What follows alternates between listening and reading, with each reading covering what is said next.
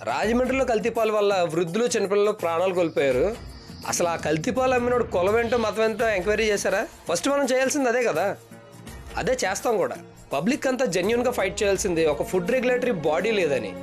లోకల్గా ఇలాంటి adulterated ఫుడ్స్ని regulate చేయడానికి, దాన్ని కంట్రోల్ చేయడానికి ఒక విజిలెన్సే లేదు. ఒకవేళ ఉన్నా దానికి మ్యాన్ పవర్ ఉండదు, ఫండ్స్ ఉండవు. ప్రాణాలు పోయేదాకా మనం దేన్ని సీరియస్గా తీసుకోము అనడానికి ఇదే ఉదాహరణ. కోవా బన్నమ్మినోడు పేదోడే, కల్తీ పాలమ్మినోడు పేదోడే.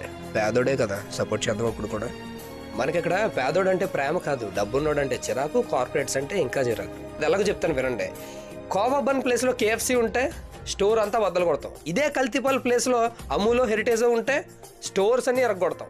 సో ఇక్కడ మనకి పేదోడంటే ప్రేమేం కాదు, ఉన్నోడంటే చిరాకు అంతే. పాలకోవా అమ్మేవాడిని, పాలు అమ్ముకునేవాడిని తీసుకెళ్ళి లోపలేయమని చెప్పట్లేదు, వాళ్ళని కనీసం ఎడ్యుకేట్ చేయమని చెప్తున్నాను. మనకు డబ్బులు వచ్చేస్తే చాలు, పక్కోడికి ఏదో ఒకటి అంటగట్టేద్దాం అనే బిజినెస్లు కాకుండా మినిమం సొసైటీ మీద కన్సర్న్తో బిజినెస్ చేయడమే అసలైన సివిక్ సెన్స్. ఒక ఎఫిషియెంట్ ఫుడ్ రెగ్యులేటరీ బాడీని ఎస్టాబ్లిష్ చేయడం, వాళ్ళకి మ్యాన్ పవర్ ఫండ్స్ ఇవ్వడం గవర్నమెంట్కి పెద్ద పనేం కాదు, బట్ చెయ్యదు. మన కోసం మనమే సీరియస్గా లేవు, ఇంకా గవర్నమెంట్స్ ఎందుకు ఉంటాయి? తిరుపతి లడ్డు అయినా, కోవా బన్ అయినా, కల్తీ పాలైనా, ఏదైనా సరే ఫుడ్ అడల్టరేషన్ కంట్రోల్ చేయాలంటే గవర్నమెంటే దానికి యాక్షన్ తీసుకోవాలి, కానీ మన వల్ల ఏది చేయలేము. ఎందుకంటే మనిషి మాట మనిషి వెండో, మంచి అయితే అసలు వెండో.